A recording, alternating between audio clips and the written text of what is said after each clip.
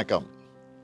நம்ம திராவிட மாடல் ஆட்சி பொறுப்பேற்ற பிறகு ஒவ்வொரு திட்டத்தையும் பார்த்து பார்த்து செயல்படுத்திக்கிட்டு இருக்கிறோம். அந்த வரிசையில் என்னுடைய மனசுக்கு பிடிச்ச திட்டமாக உருவாகி இருக்கிறது தான் தாயுமானவர் திட்டம். கூட்டுறவுத்துறை சார்பில் வயது முதிர்ந்தோர் மற்றும் மாற்றுத்திறனாளிகளின் வீடுகளுக்கு சென்று ரேஷன் பொருட்களை வழங்குகிற தாயுமானவர் திட்டத்தை தொடங்கி வைக்கிறதுல மகிழ்ச்சி அடைகிறேன்.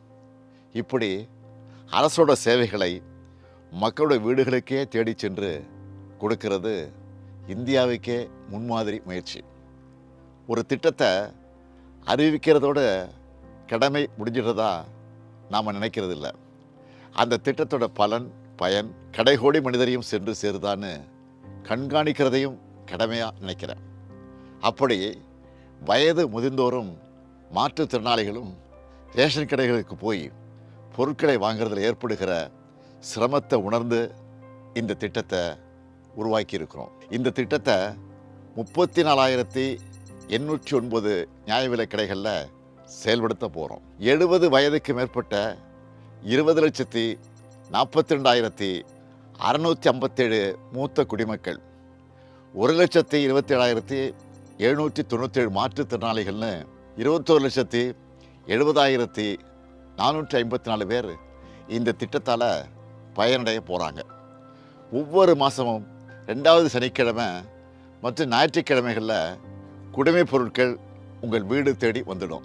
இதுக்காக கூட்டுறவுத்துறைக்கு ஆக போகிற 30,14 லட்சம் ரூபாயை கூடுதல் செலவாக கருதாமல் மக்களுக்கு செய்கிற உயிர்காக்கும் கடமையாக நாங்கள் நினைக்கிறோம்.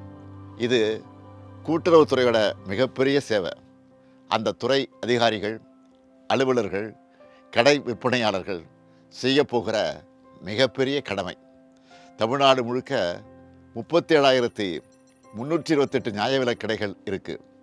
இதில் கடந்த 4 ஆண்டுகளில் மட்டும் 2,394 புதிய நியாய விலைக் கடைகளை திறந்திருக்கிறோம். தலைவர் கலைஞர் வழியில் இந்த நியாய விலைக் கடைகளை நாம் முறையாக சிறப்பாக நடத்துறதுனால தான் தமிழ்நாடு இன்னைக்கு பட்டினிச்சாவி இல்லாத மாநிலமாக இருக்குது.